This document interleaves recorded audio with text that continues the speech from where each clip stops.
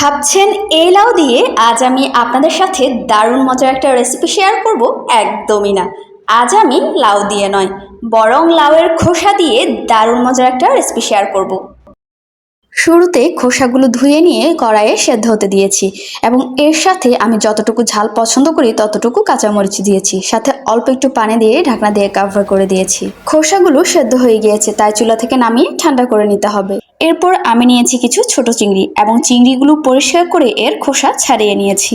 তারপর ভর্তার সাথে দেওয়ার জন্য নিয়েছি 3টে রসুনের কোয়া। এরপর লাউয়ের খোসাগুলো একে একে পাটায় পিষে নিয়েছি। তারপর এর সাথে খোসা ছাড়িয়ে নেওয়া চিংড়িগুলোও পিষে নিয়েছি। এরপর সবকিছু একত্রে তুলে নিয়ে কড়াইয়ে দিয়েছি অল্প কিছুটা সয়াবিন তেল। তারপর এর সাথে দিয়েছি একটা পেঁয়াজ কুচি। পেঁয়াজটা হালকা লালচে হলে এর মধ্যে আমি পিষে নেওয়া ভর্তাগুলো দিয়ে দিয়েছি। যেহেতু এই ভর্তার সাথে চিংড়িটা কাঁচা ব্যবহার করা হয়েছে, তাই চুলায় এই ভর্তাটা 5 থেকে 6 মিনিটের মতো ভেজে নিতে হবে। স্বাদ মতো লবণ দিয়ে 5 থেকে 6 মিনিটের মতো ভেজে নেওয়া হলে অল্প কিছু ধনেপাতা কুচি দিয়ে আমি চুলা থেকে ভর্তাটা নামিয়ে নিয়েছি।